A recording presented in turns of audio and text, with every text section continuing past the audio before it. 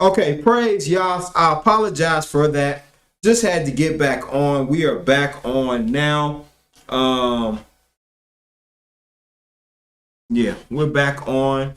Once again, sorry about that. So, um, praise y'all. We're back.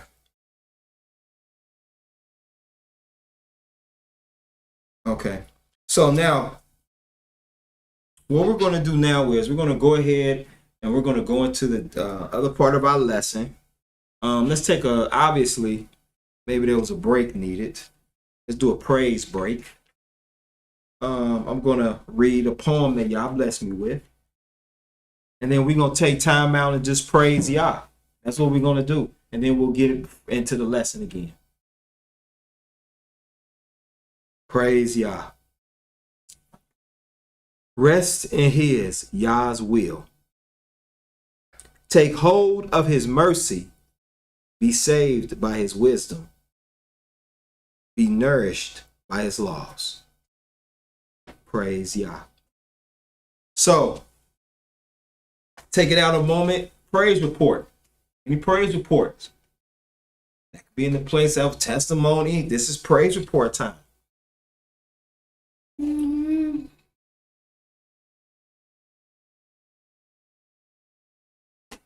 So, you know, Bro.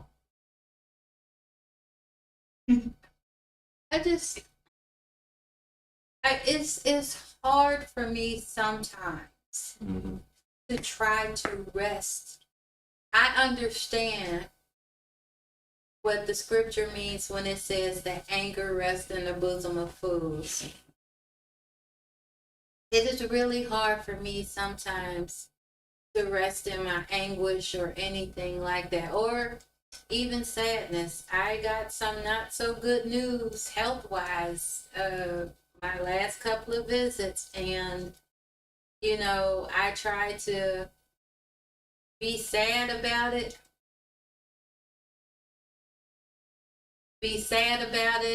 and be like, well, I do this and I do this, and just couldn't stay. Yeah. By the end of the day, I was making a joke in my mind and laughed about the whole thing. I do sometimes. I might cry about something, and then as soon as it's relieved, and I just have Almighty to thank for that, because it is just, to me, by His sheer mercy and grace that I've come through as much as I've come through. I just have no other person to give the credit to. I can't even give it to myself, because if left up to me, I'd be in a fetal position somewhere under somebody's chair. But praise His name that He gives me favor. Praise the Almighty Yah, man. He is good, man. He is really good. The Almighty done taught me a lot. He's still teaching me. He teaching me that work with when you're around a very sensitive nation of people. Very sensitive. This generation here, I'm glad I came up when I did. I would not want to be part of y'all generation. But some of y'all are so soft. Because that's all they do. All they do is cater to the softness of y'all. It's so soft now that you get to pick what you want to be. You get to pick your gender. What are you? I'm trans slender. I'm a boy. I'm trans slender. Why didn't the internet cut off at that moment?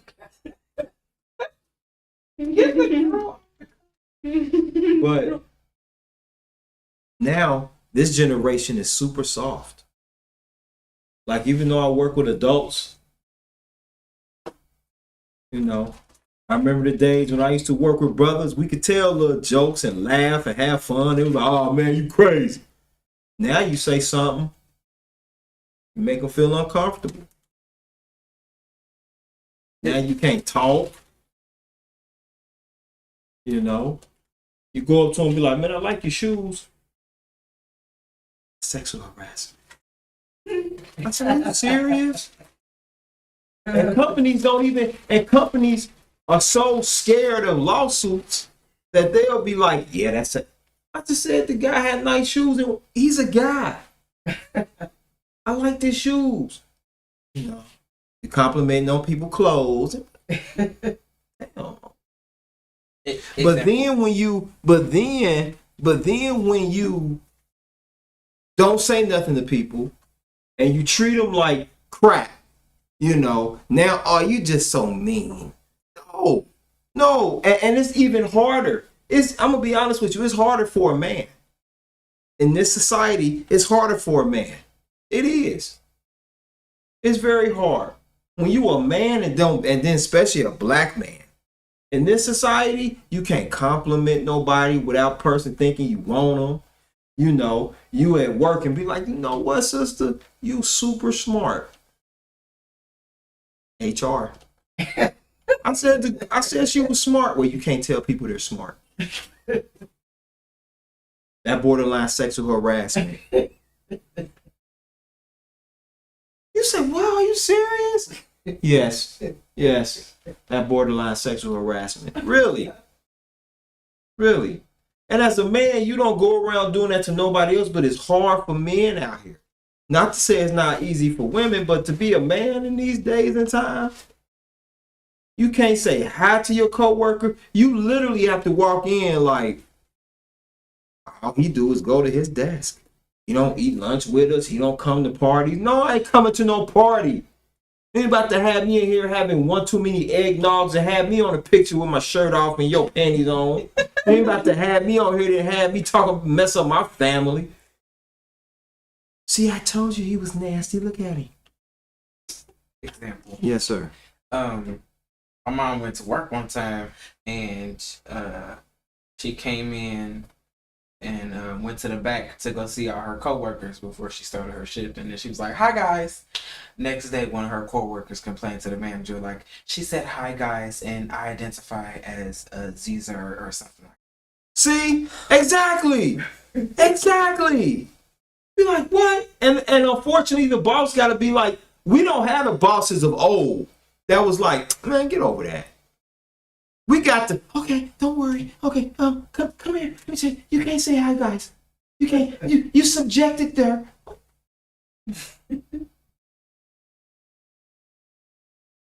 Like, okay, you offended? I'm offended that I gotta call a woman a man.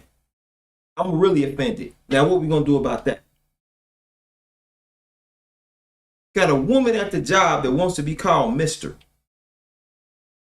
That works with children. Now, you getting on me about this, but what about that confusion?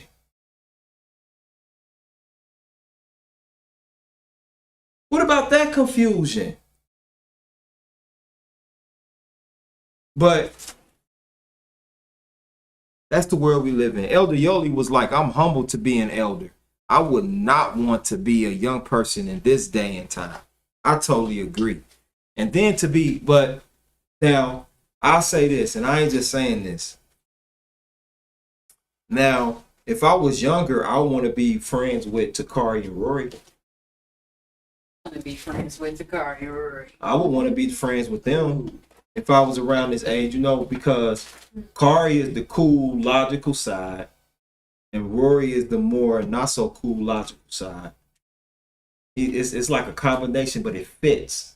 It's like peanut butter and strawberry jam, not regular jelly. And that's the uniqueness, and I love the uniqueness in them. Like, I would definitely want that. Like, Rory would take me outside. Rory would take me out of being shy. Definitely would. Rory takes me out shy. Kari would teach me how to observe people and watch and not look creepy. She would teach me how to be that way. Like, why is he just staring at everybody? You know. But I praise Yah. I thank him for wisdom and knowledge and understanding. And I'm so grateful to the Almighty. Praise Yah. So that's my praise report. Hallelujah. Anybody out there got a praise report? Share it. Now we're going to get into Esau and Malachi. So now let's turn. Go ahead, baby. Now let's turn to the book of Genesis 25. I said shake the bottle. All right, Genesis 25. Genesis 25.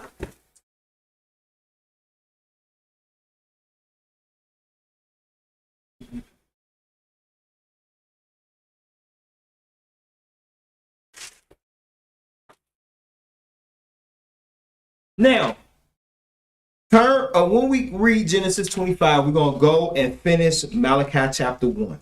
So the question that was asked was a week ago from my brother Sipe. He asked, he said, is the book of Malachi future? Is it future? So I said, okay, not Future the singer, but future. Is it future? You know, mask off. No, not that future. We're talking about, is it future? Is it present day? Is it past tense? Has it already happened, or is it something to come? And I thought that was a very profound question that my brother Sipe had asked. So I'm honored to be able to answer the question.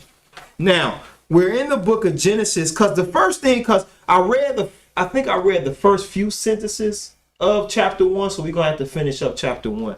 I read the first few to figure out, the question was, who is Esau? So I did I read Genesis 39. I read Genesis 39, which gives the genealogy of Esau.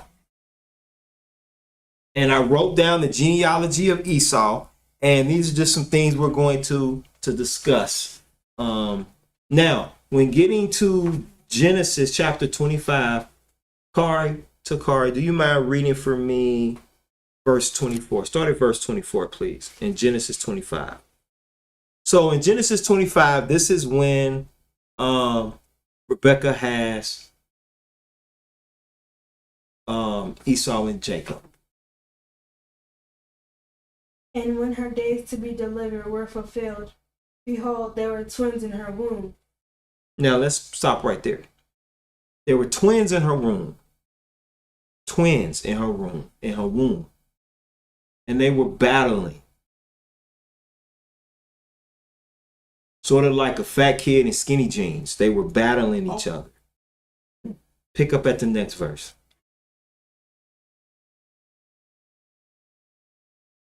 And the first came out red all over like an hairy garment. And they called his name Esau. Now he came out red. Now they attribute him to being red like a hairy garment. So that could be looked at as his hair was red, or that he was red and hairy. Okay? So he came out hairy like a garment. Go ahead. And after that came his brother out, and his hand took hold on Esau's heel, and his name was called Jacob. And Isaac was 80 years old when she bare him. So in other words, a score is 20. So he was 60 years old when they were born. And the boys grew, and Esau was a cunning hunter, a man of the field, and Jacob was a plain man, dwelling in tents. So in other words, saying that Esau would be he would be the man. You know, the one that liked to be in the woods and hunt. Where Jacob was more so, sort of like if Jacob was more so the homebody. He was more so like, you know, the one that liked to cook, and, you know, he wasn't, you know, as outgoing as his brother, so to speak. He liked to stay behind and, you know, listen to musicals, I guess. I don't know. But he was a plain man. Meaning he was just a plain man. Read verse 28 and then you can stop. And Isaac loved Esau because he did eat of his venison, and Rebekah loved Jacob. And venison, that's meat. That's that meat that he would produce. He would go out to hunt. You know what I'm saying? Yeah. He would go out to hunt. You understand? Like his dad be like, man, I got a taste for some wow. And Jacob would be in the kitchen with his mom cooking. What? That's how he would get his, because he was a great hunter. And Jacob was more so the one, he stayed home. But there's a difference between the two outside of the obvious ones. This is dealing with the more visual sight, visual. One was hairy, one was smooth. All right, let's go up a verse, and there's going to be a reading. There's going to be something brought out. Go to verse number 21. Start at verse 21, please, of the same chapter, Genesis 25. And Isaac entreated Yah for his wife, because she was barren, and Yah was entreated of him. And Rebekah his wife conceived. And the children struggled together within her. And she said, if it be so, why am I thus? So she asking, why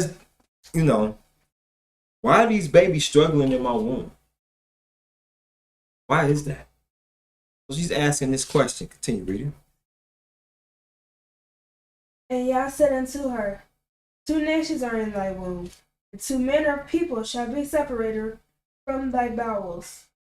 And the one people shall be stronger than the other people, and the elder shall serve the younger. Now let's stop right there. It says 2 nations are in thy womb, and 2 manner of people are in thy womb. When it speaks of 2 nations, is that talking about 2 different complected nations? My wife says no. 2 different complexions. Yes, possible. Yes, when twins are fraternal, they don't have to be the same hue, but they're the same race. Very good. Very good. Now, like my wife said, they're the same race, right? May not be the same hue. So when it talks about 2 manner of people, so did Rebecca have a black baby and a white baby? What's Rebecca? Black. Isaac, black. His father, black. They had black children. It would be that simple, wouldn't it? That you would think that these 2 black people would have a black baby, but the way we think in Israel, that we say, and here's the thing, a lot of us feel that this Jewish man that we see today with the curly Q, we think that he is the descendant of Esau. And they were justified by saying, see, he came out red. Well, I looked up what red tone is. And I looked it up and did a little research on it. And guess what I found? That I have a red tone to my complexion. When you look at the red heifer is my complexion, but it has a red tint. Now, in order for them to be fraternal twins, they are the same race.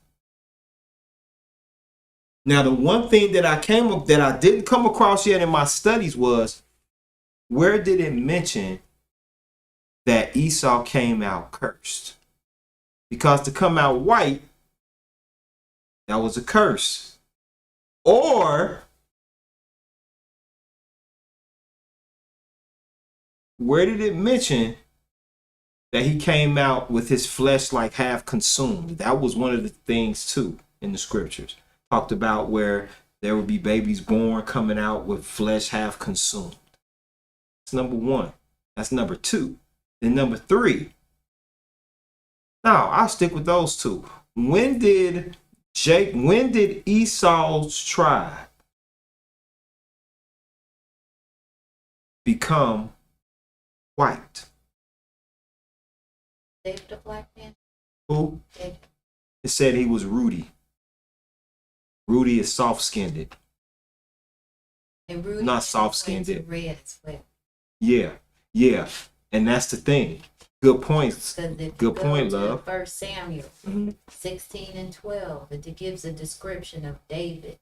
Let's go there. 1 Samuel. Very good, my love. Let's go to 1 Samuel.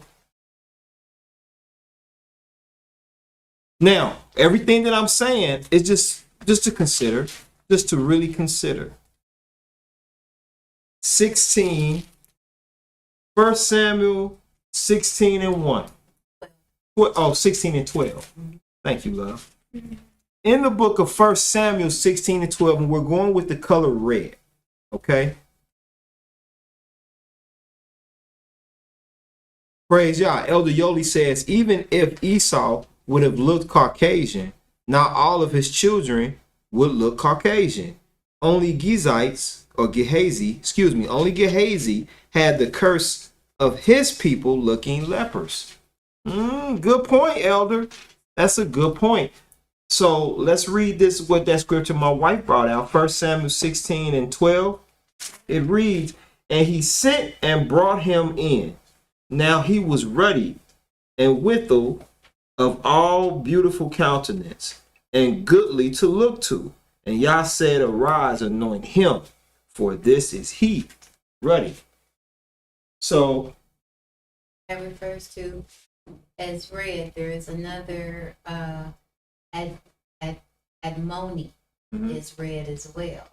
And that referred to David. So there were red people of color. that's right. When the summer comes, if I stay in the sun too long, I turn red. Takari's cheeks turn red. Oh, good point. Grandson. It turns red. Yeah. So just because it says the tone was red doesn't make Esau a white man. Now, we also have to remember too that there were white nations that did invade Jerusalem and took over parts of Jerusalem and a lot of parts of Africa. And the thing that we have to, or the continent of Africa, right? So, and then it took it from being one landmass and separated a lot of the different places into what we have now today as Iraq, Iran, Palestine. These are all nations, and they call that the Middle East. Well, the Middle East isn't its own country, its own continent. The Middle East is still part of Africa, the Sudan.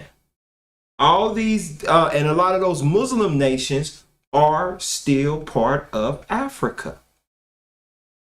They're still part of Africa. So when you look at Esau, let's think about when the Greeks came in. There were black Greeks too. There were black emperors in Greece. So my question is, when did Esau turn into this white Jew? Because the one thing you won't read is where Esau's seed would be cursed white. But like Elder Yoli just said, she said the only one that was cursed with that was Gehazi. Now, where can we find Gehazi at?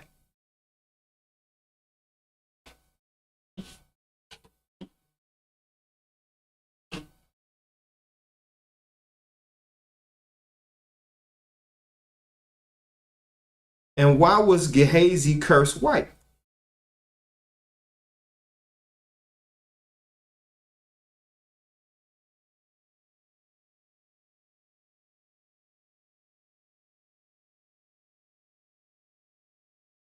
Who was Gehazi?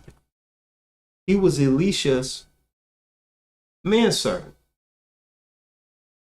The prophet Elisha's manservant. Now check this out. Turn to the book of 2 Kings.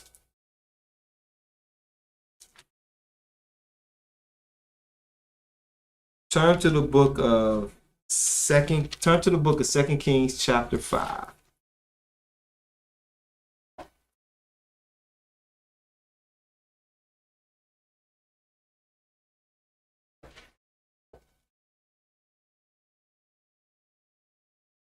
In the book of 2 Kings chapter 5, my love, start reading at verse. We're only gonna read like 7 verses. Start reading at verse 20. Because what happened was there was a king.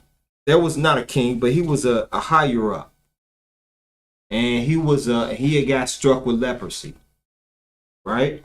And he went to it and he was told about it, Elisha. And this is when Elisha told him dip in the river 7 times, if I'm not mistaken. Let me make sure.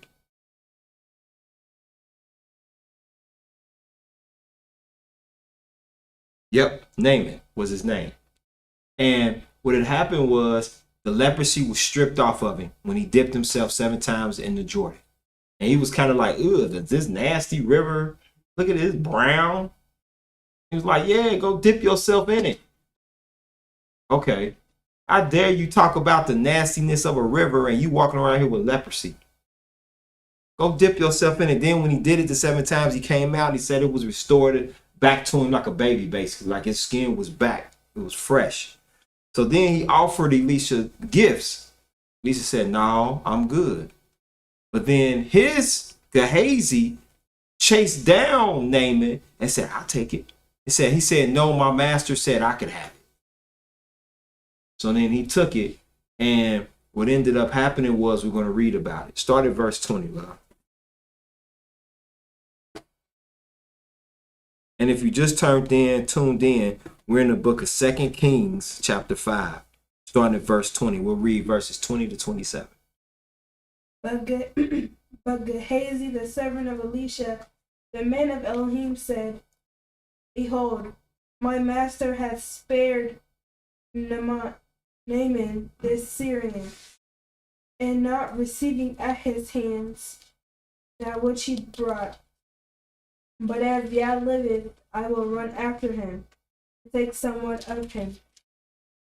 So Gehazi followed after Naaman, and when Naaman saw him running after him, he lighted down from the chariot to meet him, and said, is all well? And he said, all is well. My master has sent me, saying, behold, even now there be come to me for Mount Ephraim 2 young men of the sons of the prophets. Give them, I pray thee, a talent of silver, and 2 changes of garments. And Naaman said, be content, take 2 talents. And he urged him and bound 2 talents of silver in 2 bags, with 2 changes of garments, and laid them upon 2 of his servants, and they bare them before him. And when he came to the tower, he took them from their hand and bestowed them in the house. And he let the men go, and they departed. But he went in and stood before his master. And Elisha said unto him, whence comest thou, Gehazi? And he said, thy servant went no whither. This guy lied. And he said unto him, went not mine heart with thee, when the man turned again from his chariot to meet thee? Is it a time to receive money, and to receive garments, and olive yards and vineyards, and sheep and oxen, and men servants, and maidservants? The leprosy before of Naaman shall cleave unto thee and unto thy seed forever. And he went out from his presence as a leper, as white as snow. There you go. So Gehazi was black. So Gehazi went from being black to Trump. Yeah. Well, now Trump is more of a Orange. So he went from being black to white. But you won't read that happening to Esau. And if they, and if you ever wanted to go on a reddish hue, Native Americans are red That is true. than any other nation. So, And then you got to think about the Jewish man today. The Jewish man today, he has more of a Greek and Roman features from his Greek and Roman ancestors than he does Israel. I think, like you said, the territory was split, and I think whatever territory stayed where most of our people were, opposed to being in the European territories, I think you can actually get your color from that as well, depending on what region you're in. Yeah, that's true. So this is what I did. I did an outline, and you can take note, but here's the outline from Genesis 30. It was not 39, Genesis 36 I studied. So from the book of Genesis chapter 36, here is the outline. You have Esau. All right. Esau had 3 wives. They were three Canaanite women. Right. He had 3 Canaanite wives. Okay. The first wife was Adiah. Adah. Then the second wife was Aholibama. Holibama, I believe, I can't pronounce it. And then there was Bathshemath. So that was his third wife. Esau had his firstborn, which was Eliphaz, with Adah, Adah. That was his firstborn. His firstborn was Eliphaz. His secondborn was with Bathsheba, and his secondborn was Ruel. So Ruel was the secondborn child or son to Esau. And then with Aholibama, he had Yeush, Jeush. Then he had Yalam, Jaalam, which was fourth born. And then he had Korah. Korah was his fifth born son. So those are the start of the lineage of Esau through these 3 Canaanite women. Okay. And they ended up being considered dukes. And then they had children. Then you have the sons of Eliphaz. The sons of Eliphaz was Teman, Omar, Ziphu, Gatam, and Kenazites.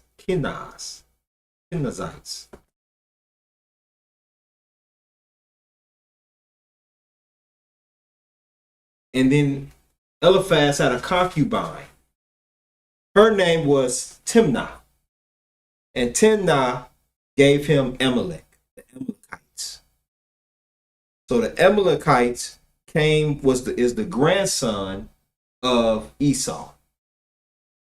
That's where they come from. So the Amalekites come from the seed of Eliphaz, who is the firstborn son of Esau.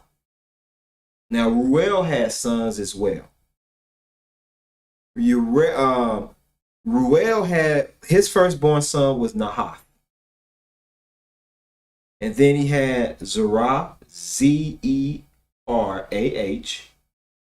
Then he had Shammah, Shammah. And then Mizah, Mizzah. So those are the sons of Ruel and Eliphaz.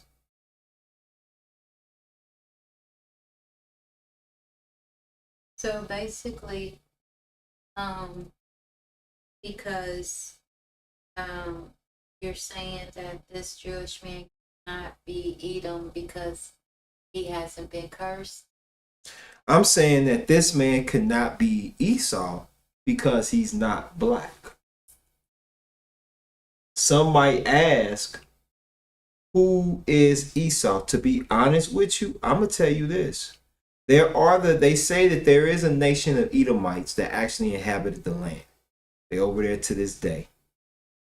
They say that there are Edomites that are still here. I am just under the understanding that the Edomites are not this Jewish man. Why is that, Brother Michael? Because Esau did not pass down the laws of YAH to his generation.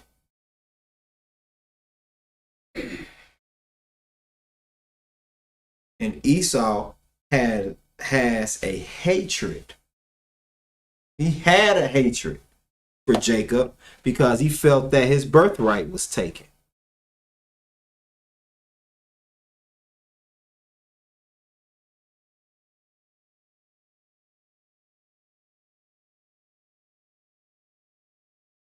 So that's my conclusion on that Esau. I don't see Esau as being this Jewish man. If anything, Esau, because it's asked who is he? Who is Esau? So now it talks about over time that he's going to be cursed because Yah hates him. Yah hates Esau. So let's go to the book of Malachi. Let's go into the book of Malachi. Let's go into the book of Malachi chapter 1. And then the questions that were asked was, what type of twins was Esau? They will be fraternal twins because they came out different. Now, I will give you they came out different complexions, but they were still black.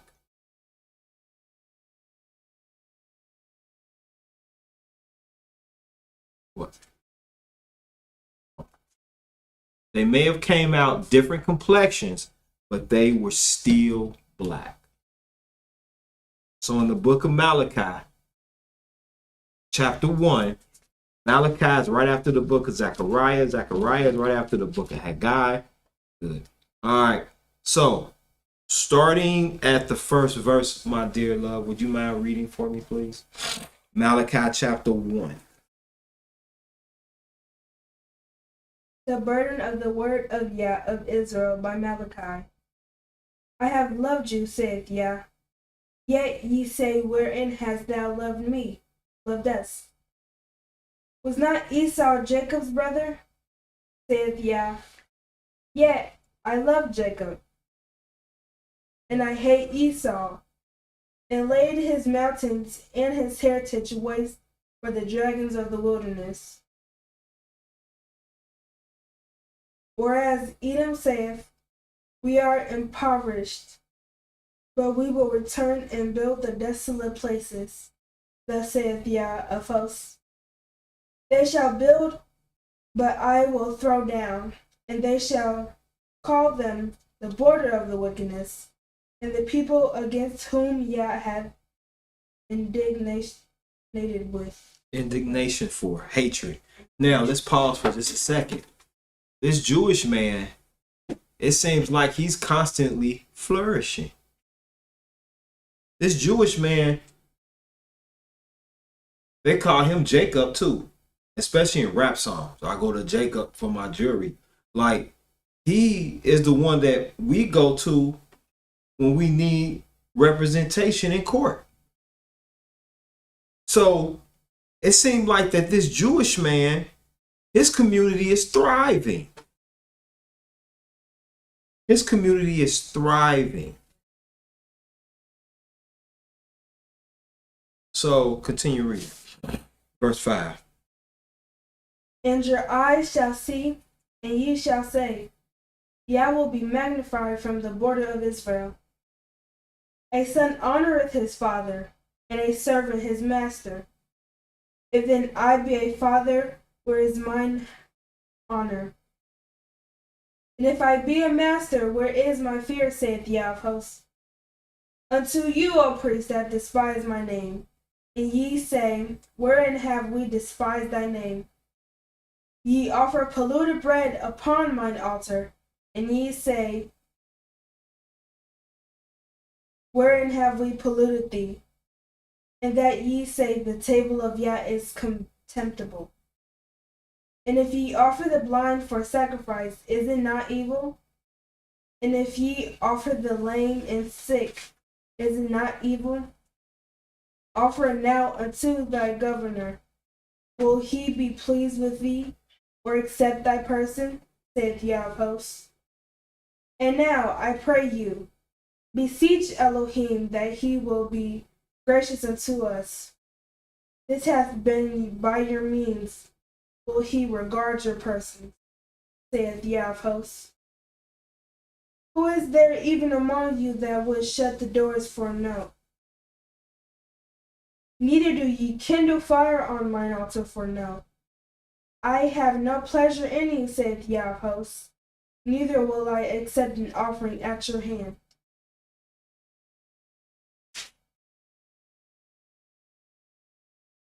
For from the rising of the sun even unto the going down of the same, my name shall be great among the Gentiles, and in every place incense shall be offered unto my name, a pure offering.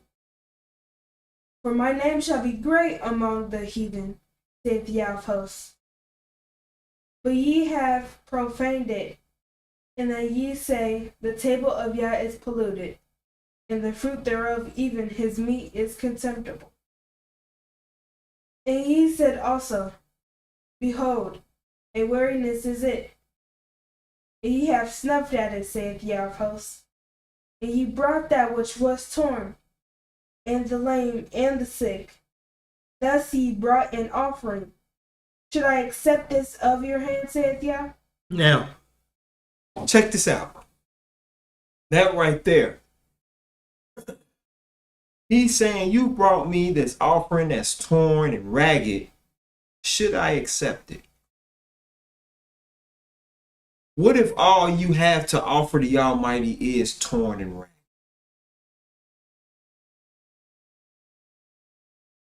Do you still offer it up to Yah? If that's all you got to offer? Or is it better to not offer anything until you can do better? If that day will come. I understand you, but that's not my question. Is it better to work towards offering him better? Or should I just give him what I got and expect him to accept it? Think about that. Because he's asking, you bringing me this torn up, this raggedy offering. Should I accept it? I am the Elohim that have saved. I am the Elohim that have brought forth. I am the Elohim that have shut down. And I'm also the Elohim that have built. So you mean to tell me that I'm not worthy of giving me your best?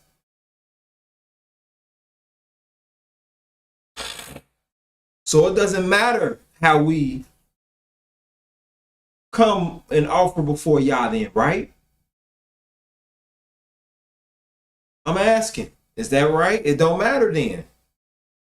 You offer him, you give him anything. If I choose to come in here and fall asleep all day while I'm in here, shoot, it's me offering. If I come in, if a person comes in here offering up something to Yah, shouldn't it be the best that you have? The best that you have. Whatever that offering is. Because then Yah will see, oh, I see that this is all that you have and you're willing to give it to me. I see you. Let me give you this and this. Because if you had access to this, then you would give me more because I see it in your spirit. We don't just come before Yah and give him what we think he need. We don't even do that with each other, do we? A husband and wife. You understand? Your husband come home. You done burnt the chicken 3 different times. You would go out to Lee's or to another restaurant and order chicken before you would serve that to your husband, right? Right? Yeah. But we won't go, well, he gonna accept it. It don't matter what I give him. He gonna eat it. But when it comes to the Almighty, that's exactly what we do to him. Well, I'm gonna give him this. We got a lot of Cains in here, don't we? In Israel, we got a lot of Cains.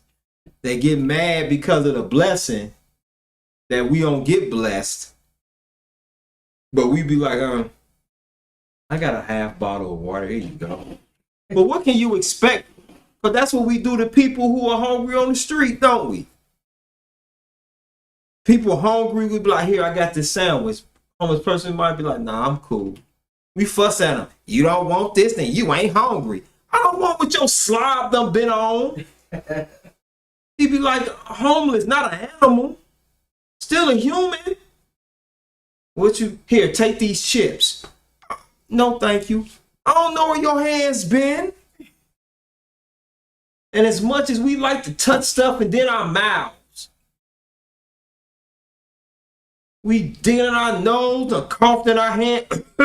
Man, these chips are good. Oh, that go home and go here. Take. I don't want your COVID chips.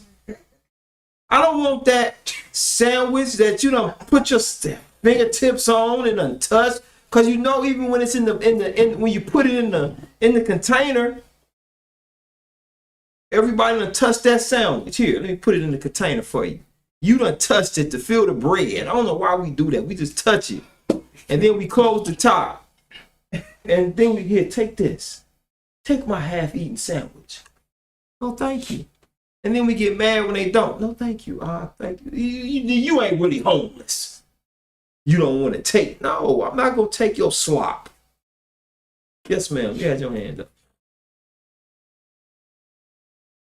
Can we go to Isaiah 63? Yes, Isaiah chapter 63. Let's go there. 1 and 4. Isaiah 63, 1 and 4. 1 to 4. I'm sorry. 1 to 4. Isaiah 63, verses 1 to 4.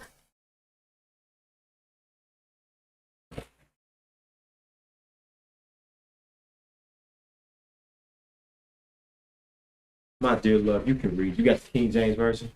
No, sorry. Go ahead and read this. No, go ahead. Isaiah chapter 63. Shalom, shalom, Sister Vanessa. Praise Yah, shalom. She say Shabbat shalom, Hebrew family. Praise Yah, Shabbat shalom.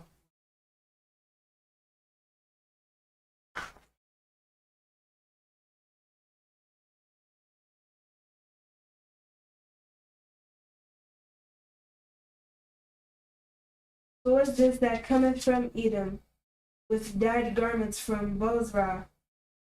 This that is glorious in his apparel, traveling in the greatness of his strength. I that speak in righteousness, mighty to save. Wherefore art thou red in thine apparel, and thy garments like him that treateth in the wine vat? I have trodden the white press alone, and of the people there was none with me. For I will treat them in mine anger, and trample them in my fury. And their blood shall be sprinkled upon my garments, and I will stain all my raiment. For the day of vengeance is mine heart, and the year of my redeemed is come. So my question is, can this not be Edom? Because it mentions Edom at the beginning of the text. And they're prospering, but they will be struck down in his vengeance, because that's what this reads. Where it says, "Who is that cometh from Edom with dyed garments from Bozar? This is that is glorious in his apparel, traveling in the greatness of his strength. I that speak in righteousness, mighty to save." So who would that be talking about? Could it not be Edom? Could it not be Esau's descendants that are prospering, but they're going to be struck down? For the day of vengeance is in my heart, and the year of my redeemed has come. So I mean, it could be because, can they not be the descendants and just be struck down? yeah, that could be. But let me see, Bozar. Not Bozar, but yeah, that could be. That's another chapter that I would have to study, but that could be it. Because in the Sabbath day psalm it says the wicked spring as the grass and all the work of the iniquity do flourish, but they shall be destroyed. Right. So then going back to that Malachi chapter, and thank you, Elder Yoli. Yes, Genesis 28:9 speaks of Mahaleth. That's Ishmael's daughter. Esau married Ishmael's daughter as well. So yeah, that is right. Yeah, so okay. Praise Yah. So let's finish this Malachi chapter 1. Pick up at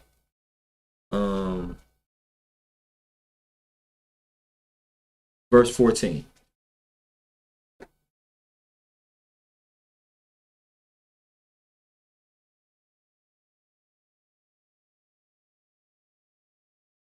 But cursed be the deceiver which hath in his flock a male devout and sacrificeth unto YAH a corrupt thing. For I am a great king, saith YAH, and my name is dreadful among them.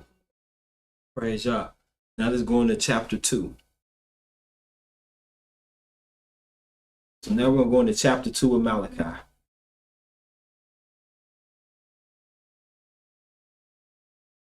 And now, O ye priests, this commandment is for you.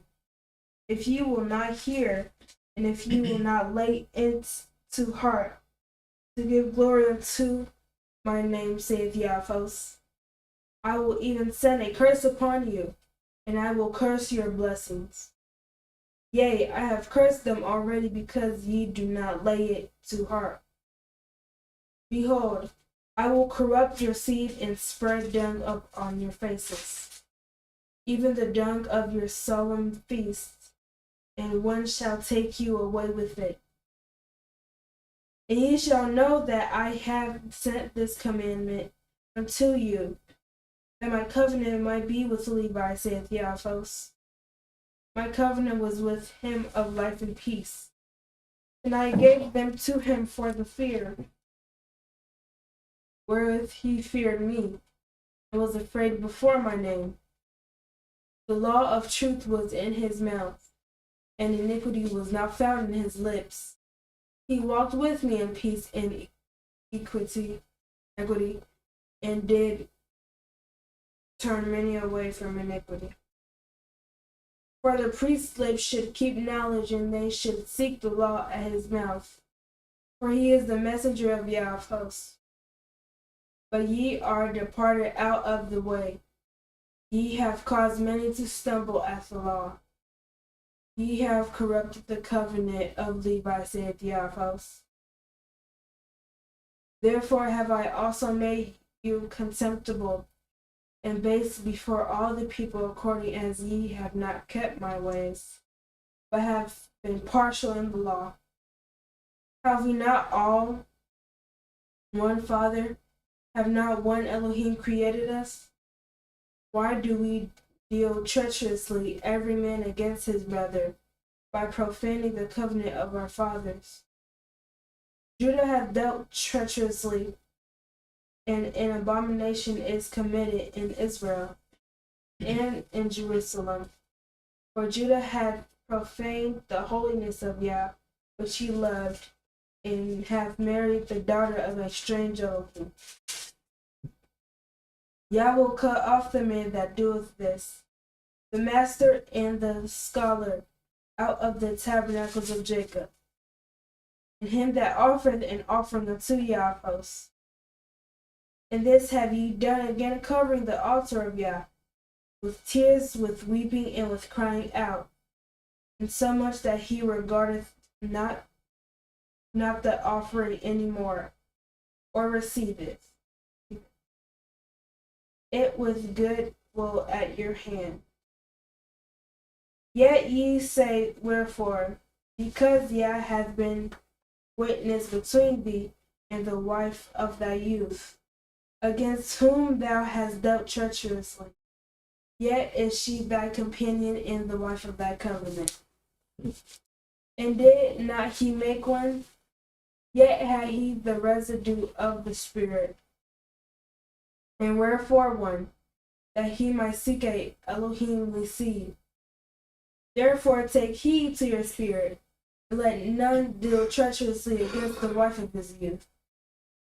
For Yah, the Elohim of Israel, saith that he hateth putting away.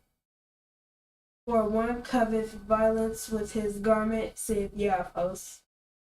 Therefore take heed to your spirit, that ye deal not treacherously. Ye have wearied Yah with your words. Yet ye say, wherein have we wearied him? When ye say, every one that doeth evil is good, in the sight of Yah, he delighteth in them, or where is the Elohim of judgment? Praise Yah. So we'll stop there at Malachi 2. So this is a message for the priest. Now, reading this, what is he talking about when he talks about, is this an analogy to compare where the priests have fallen off and stopped and have been treacherous toward Yah? Or is this actually a scripture dealing with, or is this a separate thought of where the Almighty said, don't be treacherous with the wife of thy youth? Now, I'm not asking this question so that men could be like, oh, good, we could be treacherous. No, I'm not saying that. I'm saying, is this analogy used to show the relationship between the priest and the Almighty? How we have been treacherous, how the priests have been treacherous towards the Most High and teaching against his laws. Now, this would be future because we don't know who the priests are today. I mean, there's a lineage in Africa that have been tested to be Levites. Levites. Mhm. But, you know, just because they tested to be Levites don't mean that they were priests. You could be a Levite, but you ain't have to be a priest, but all priests were Levites. Except, was King David a Levite?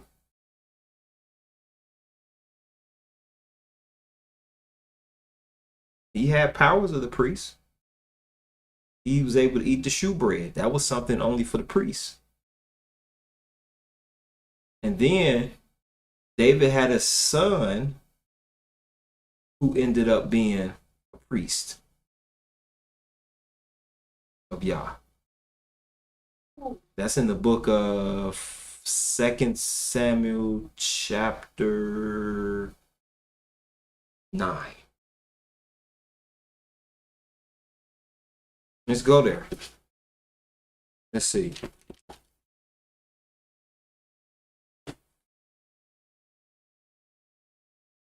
Let me see.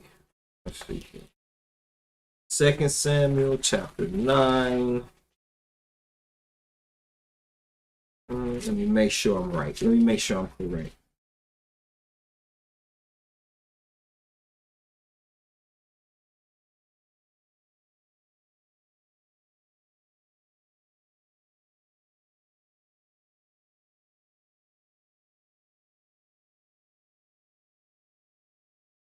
Wait a minute.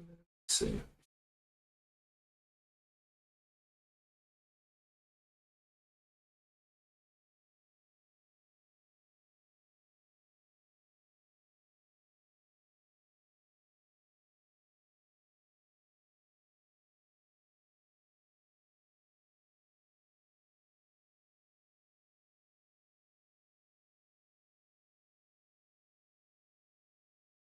Samuel 8 and 18.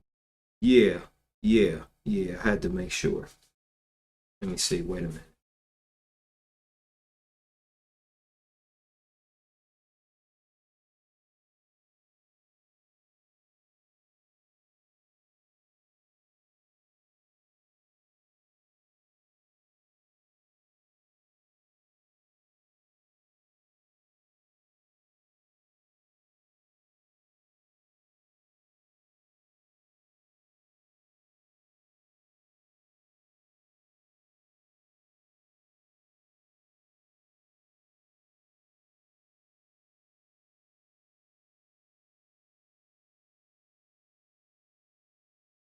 Yeah.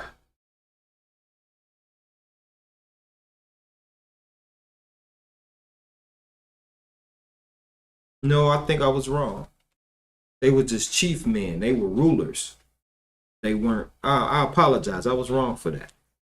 His sons were not priests. Yeah, his sons were not priests. They were chief men. So they held high positions, but they were not priests. They were not priests at all. Let's see. Praise Yah. Brother Gary says, Shabbat Shalom, family. Praise the mighty Yah. I pray all is well. Praise Yah. We're good, brother. Praise the mighty Yah. My brother also said, let's see. The Limba, that's it. The Limba tribe in Africa. Thank you, Brother Gary. Said the Limba tribe or the Limba are considered descendants of Kohanes or priests, according to the study. So that's right. It's the Limba tribe in Africa that tested positive to be from the lineage of to be Levites, from the lineage of Aharon. Because the Levitical priesthood was started through Aaron.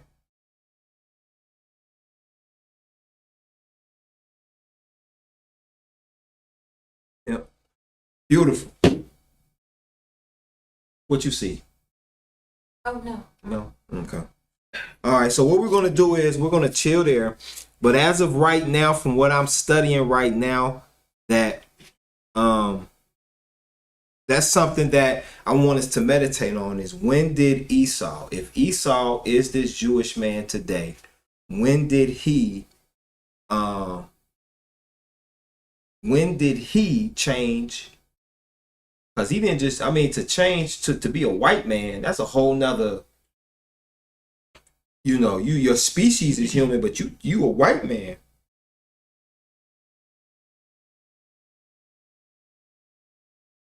So my wife is given a point that it might have been territory. And I think that If you put that on the floor, I'm sock you.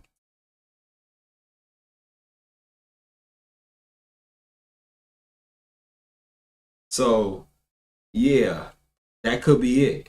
But you know what, babe? That would have to be a heck of a drastic change of climate.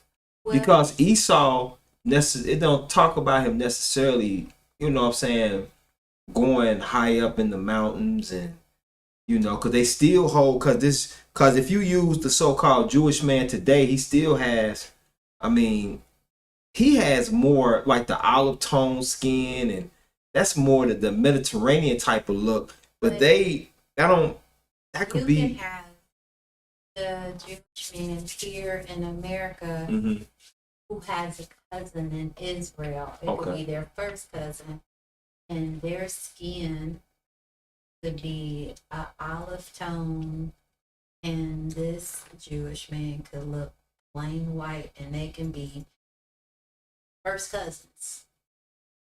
I mean, yeah, because if you do the blood test of if you did the blood test of a lot of white people, they would show to have a drop of black in them as well. To be from certain name, but even though they say, well, it would have you have to, I guess, depend on your tribe too, the tribe, because I don't know if those like generation 30, something in me type generation stuff. I don't know if it gets that deep into. I don't know if it gets that deep into it, but you know what I'm saying, like, cause when they do like 33andMe, I guess is what it's called. 23. 23. Thank you, son. 23andMe. They really hit you with a lot of European nations. Like they'd be like everybody got a little Irish in them. So like when Judah and Israel broke off, didn't like Judah or something get the Romans and the Greeks or something? Didn't they mesh there? Well, when they broke off, they weren't mingling with white nations necessarily. The nations that were still being, you know what I'm saying, they were black nations. A lot of the nations here, like a lot of the from the seed of Esau, these are nations that are black. See, so now it raises a question of, and I don't have the answer. I can't tell you where Esau came, where this white Jew came from. I can speculate from other study sources, because my speculation is where that this so-called Jew today are actually descendants of Greeks and Romans, and not descendants of the children of Jacob, which they wouldn't be descendants of Jacob. They would be descendants of, if anybody, would be Abraham. Because Abraham, I don't see Abraham being the grandfather of Esau.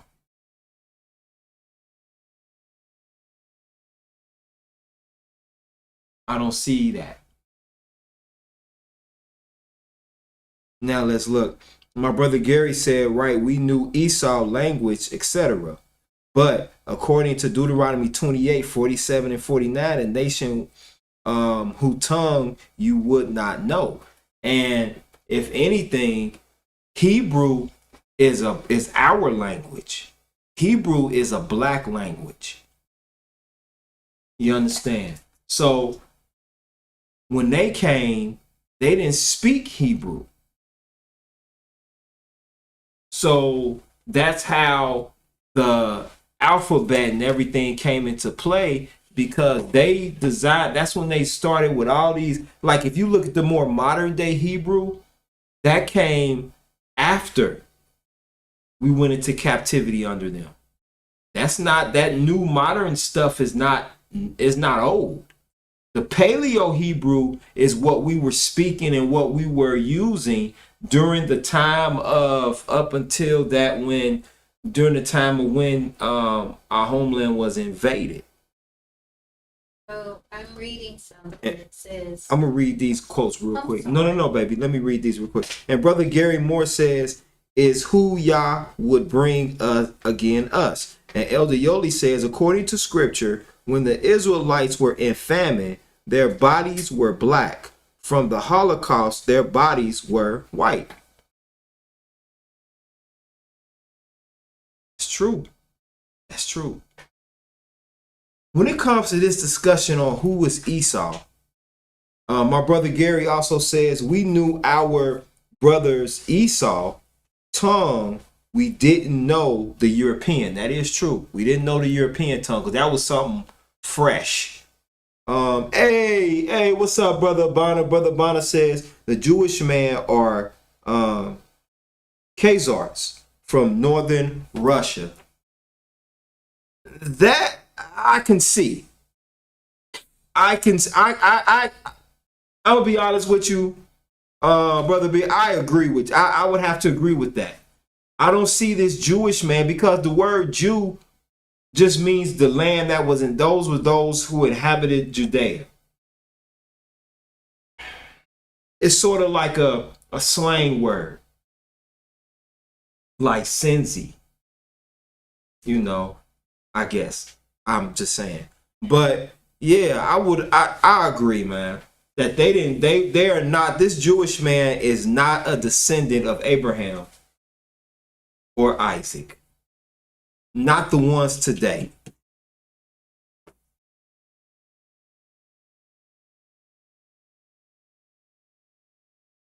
Now, a lot of people will believe that the Ashkenazis are Jews who inhabited that would be considered the white Jew, but I sort of disagree with that. I think that because most of the nations that were mentioned, especially in the book of Genesis, they were all black nations. They were all black nations. So, shalom. So I don't see. Oh man, this is kind of difficult in a sense. Something I pulled up. It says the Assyrian and Babylonian captivities around 720 BCE and 586 BCE, respectively, are considered the beginning of the Jewish diaspora. After the Babylonian exile, 538 BCE, the term Yehudi, Jew, came to refer to the followers of Judaism as the survivors of the exile were the only Israelites who kept their identity. Judaism, the traditional religion of Jewish people, is an ethnic religion that dates back over 3,500 years. It's rooted in the beliefs and practices of Israelite and has traces to an origin to the covenant YAH made with Abraham's lineage. So it's not saying that they were actually Israelite people. It said during the captivity, they adapted to practices. So that's I'm sorry, babe, go ahead. Yeah, so if I live among you, I'm going to adapt your practices, but I may not be from you. So, right. So in order to adopt their practice, that means they came in with a practice and they adopted our practice and became and took the identity of us, because the so-called, and I know that and this discussion here is the reason that I'm discussing it today is because my dear brother Cypher had asked about Malachi, if that's a futuristic prophecy going on, and we just read chapters 1 and 2 today, and I'm doing this to answer my brother's question. So of course this is going to take more study. This isn't anything that I'm expecting to get an answer off of today. So those new resources, text them to me please so I can look at them, but it's not anything where it's going to be. So I just was doing this to answer the question, so I'm not taking away from the Sabbath at all. So we're going to sort of end on this note here, because this is going to be ongoing. This might take a couple classes. And I could have answered this simply by saying like, yeah, it's future, or no, it's past. I could have did that, but I like to be very thorough when studying. So today we went through chapters 1 and 2. And then so we'll pick up, y'all willing, maybe next week. We'll pick up, y'all willing, next week on this Malachi and who Esau is. So we'll do that. But as it stands right now, I don't see him as the so-called white Jew that we have today.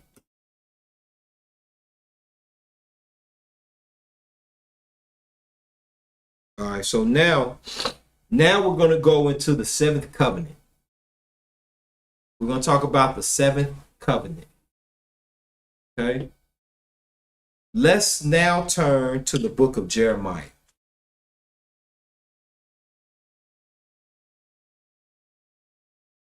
Excuse me. Turn to Jeremiah chapter 31.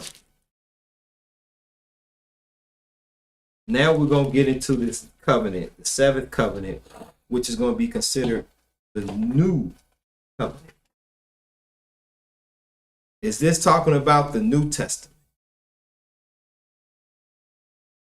Brother Gary asks, were you able to look into the people of Turkey being Esau? No, I didn't look into that just yet. Just yet.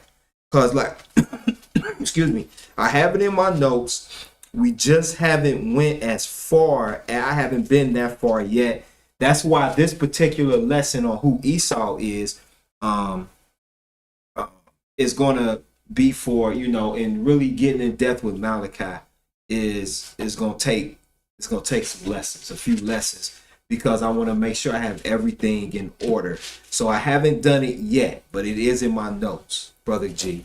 Brother Abaya, Jeremiah 31. Brother Abia says in the book of Esther, they classified all Israelites as Jews. The term Jewish is what the converts use to graft themselves into the bloodline. It's rare where they said they adopted our ways. Just read it, Brother Abia. You on to something, brother. You are on to something.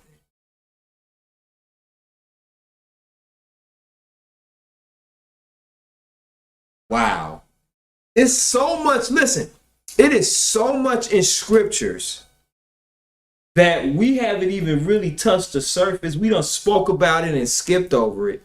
But it's so much in scripture. And me wanting to know about Esau, I'm going to be honest with you. Thank you, love. I'm going to be honest with you. I want to know, because if Esau is this Jewish man today, praise Yah. And if he's not, praise Yah. I just want to be thorough. I just want to know. But I just can't see Esau coming from a black family being white, unless he's albino. I praise the Almighty for you going over this and reading it and getting knowledge, and it not being a debate amongst. Praise Yah.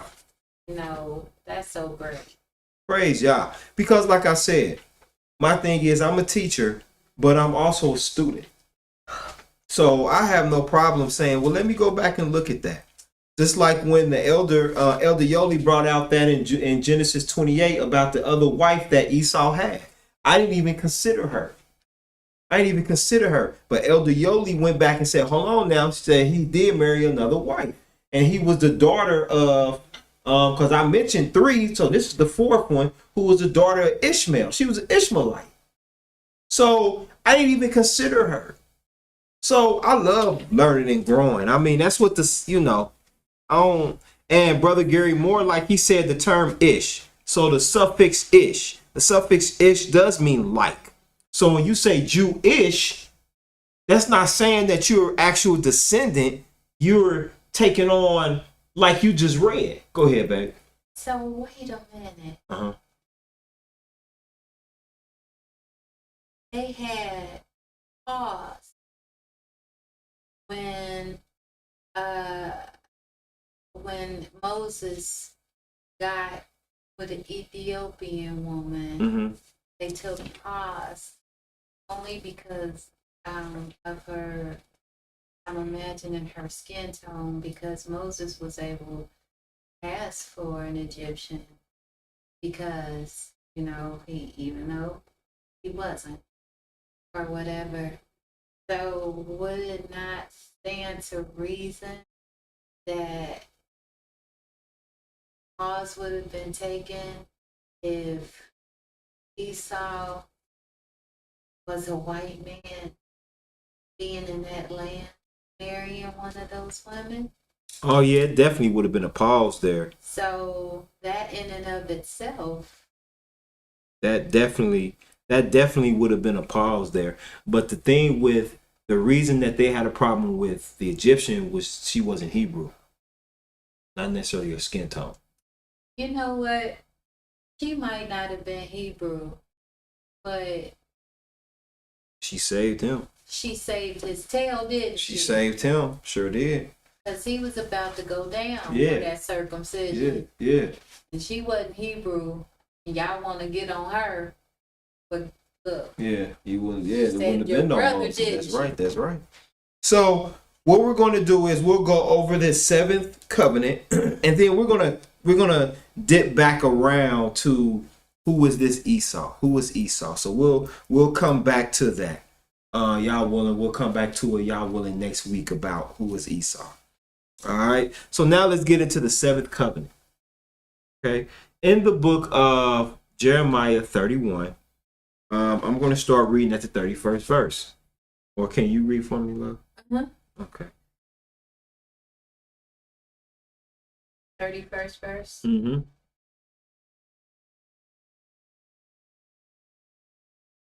Behold, the days come, saith Yah, that I will make a new covenant with the house of Israel and with the house of Judah. Now, why did he do that? Because after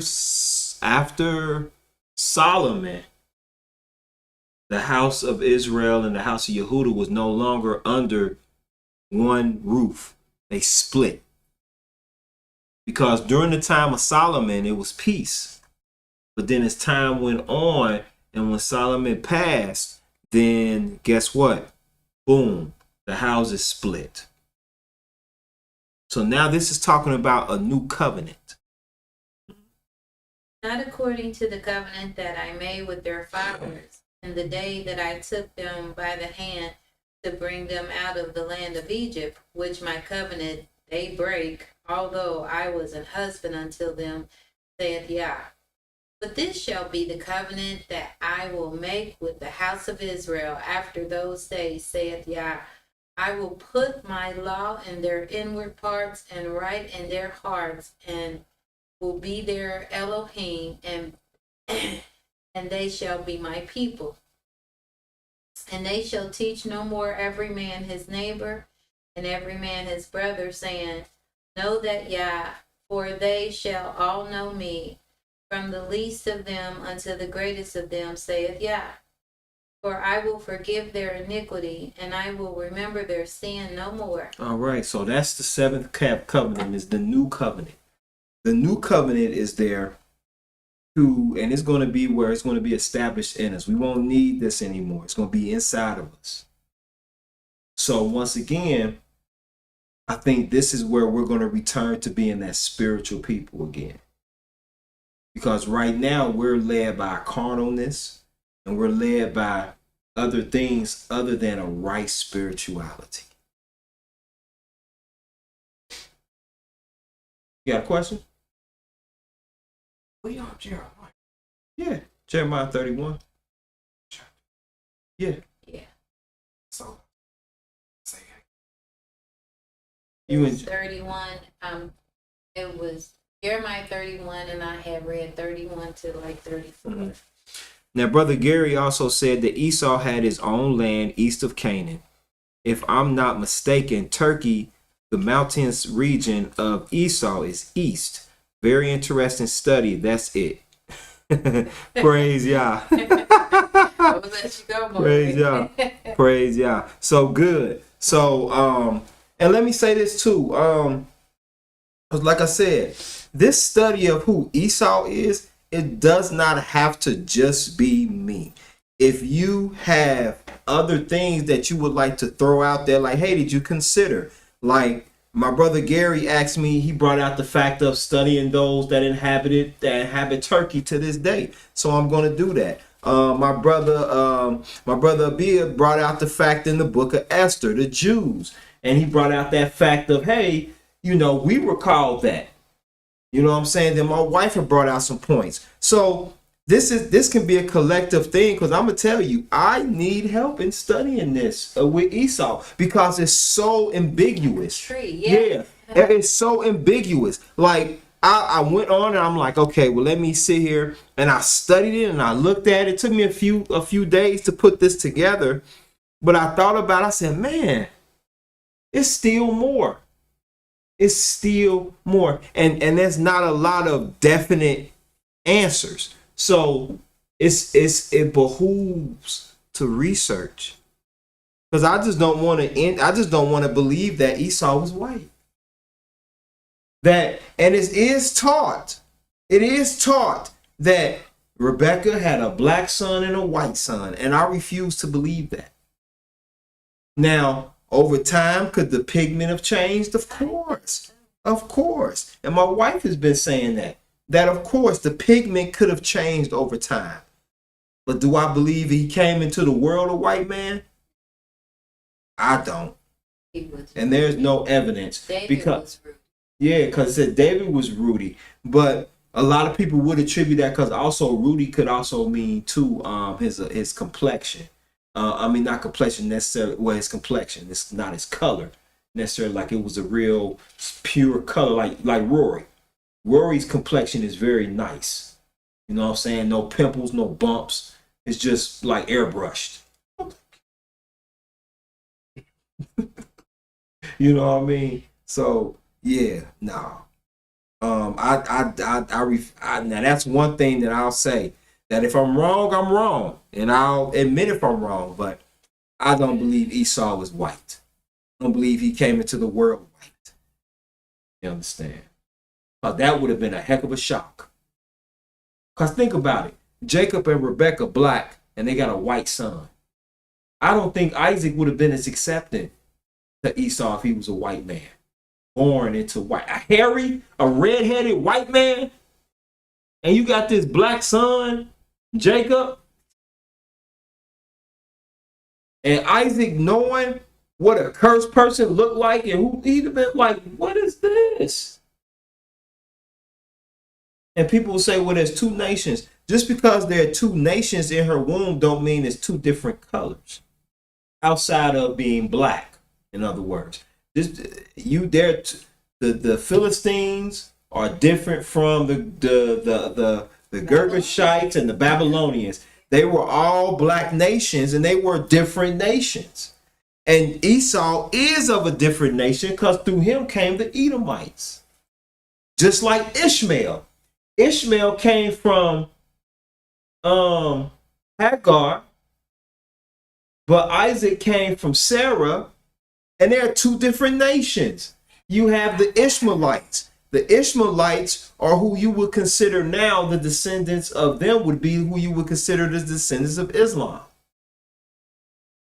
The Ishmaelites.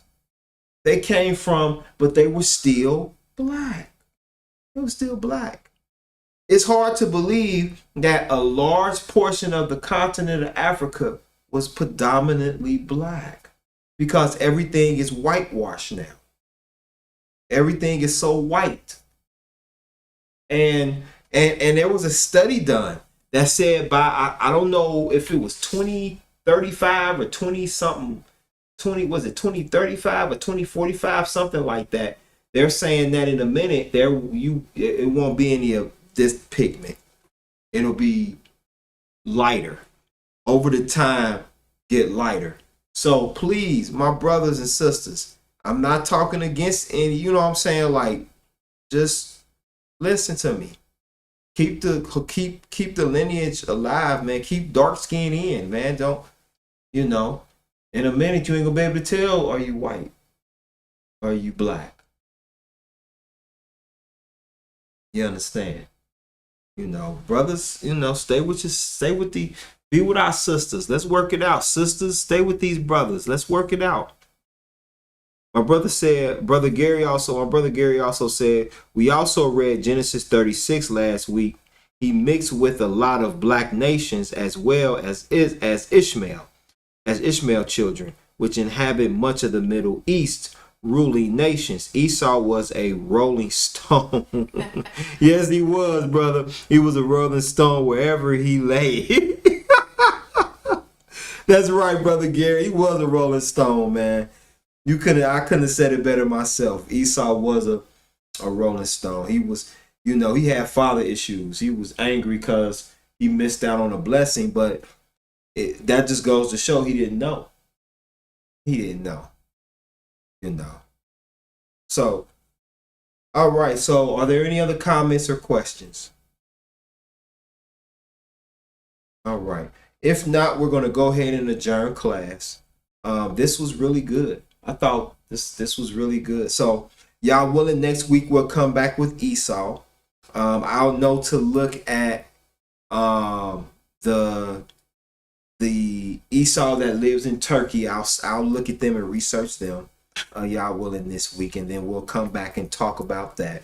So let me make sure to add that to the notes. What was the original question for Esau? Like, what? I know it came from Malachi, but what does Malachi say? Just the original question, and I kind of took it to an extra study point. The original question was the book of Malachi, is it future prophecy? Is it future? And I took it to say, in order to understand if it's future, we have to understand I wanted to understand who Esau is. So that's what started the study of who Esau is. And Brother Bonner said the first recorded white albino person that the Most High changed forever was King Uzziah. That was 500 plus years after the birth of Esau and Jacob. Okay.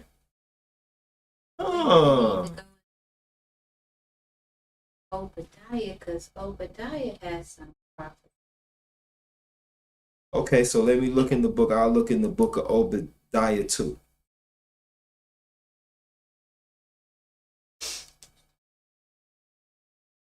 About Esau? Yeah. But no, Malachi actually. So I'll play a part. yeah, so about Malachi. All right, cool. So read the book of Obadiah. I'm gonna look at the book of Obadiah, which I think is one chapter, and then one or two chapters, and then I'll also look at. I'm gonna do some research, y'all willing, this week on the on Esau that's in Turkey. So sounds like a winner to me. And brothers and sisters, thank y'all so much for sharing in this conversation. We're going to get back to who Esau is. We're going to get back to that. And if it comes out that he is this white man, then so be it. I'm really just wanting to find out, because that would help me understand if the book of Malachi is actually future or not. So praise y'all. We're going to get back into this by his will, y'all willing, next week. Are there any comments or questions? Or is there anything that you guys want me to talk about, y'all willing? Anything that you guys may want to talk about, want me to go over? Remember, y'all willing, we're adding in, started today. Y'all willing, next week we're going to read, we're going to have, we're going to do our silent readings. We're going to do silent readings to sort of, really, to sort of really be able to digest what we're reading.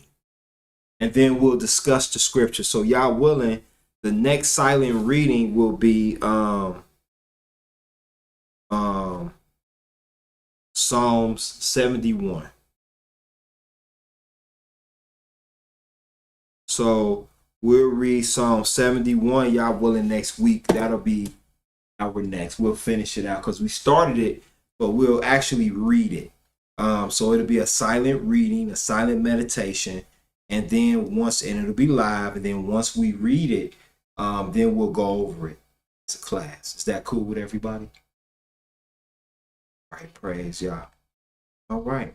Well, let's go ahead and pray out. My dear, beautiful wife, would you like to pray us out, my love? Hold on 1 second, my love. Let me get to number 6. Takari. Car bar. Or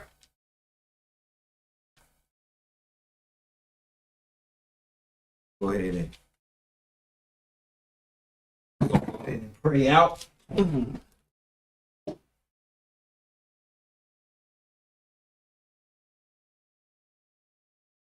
Woke up like, turn the water off.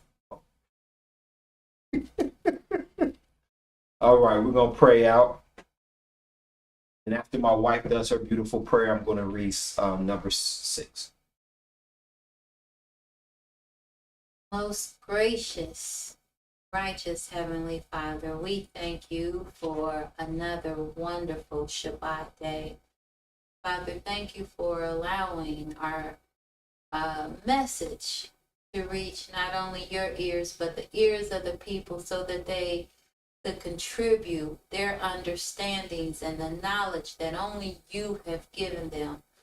Father, thank you for making a way when it seems that there is no way, and letting your presence and your essence be a part of our houses, be a part of us, and be a part of our land. Father, continue to bless us and guide us. We need you. Thank you for all that you've done.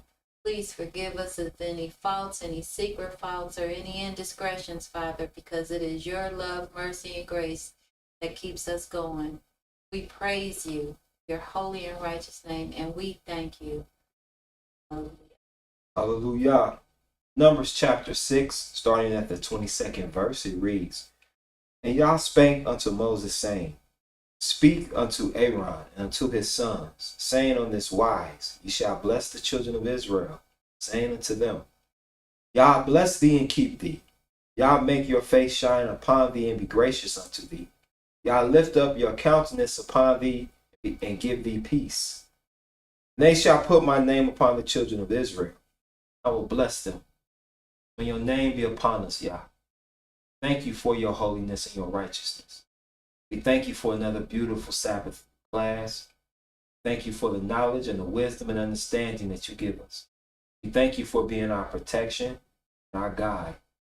Thank you. We bless you. Thank you for allowing us to have a place to worship you, to be able to broadcast the worship and praise of you. We thank you, Yah, for our internet family who's sharing wisdom. Thank you for giving us for allowing individuals to be on that we can grow with and learn with. Thank you, Yah, for giving us a spirit to want to learn and want to grow so we can become closer to you. We pray you continually guide us and be our strength. For Yah, without you, we're nothing. Pray you continually be our protection. Without you, we're nothing. Blessed be your holy and righteous name, Yah. Hallelujah. Hallelujah. Hallelujah. Praise the mighty Yah. Yah is righteous. Yah is holy. Yah is to be magnified. Amen. All right. So what we're going to do now is we're going to go ahead and we're going to adjourn class today. Once again, we thank you for joining us and for being there with us and for sharing your knowledge too. We appreciate that. I'm definitely going to need your help in this Esau topic. So y'all willing, I'm coming next week with some brand new, hopefully y'all will have some brand new information that may, I don't know if it's going to put it over the top, but you guys have really been a real blessing in this. So y'all willing, until next week, may Yah continually be our guide. Always put him first. Whatever we do, let's practice and work on trusting in Yah. Let us make sure we put our trust in him. Bless Yah. Bless you. Shalom, shalom. Yah bless from the house of Yahoo.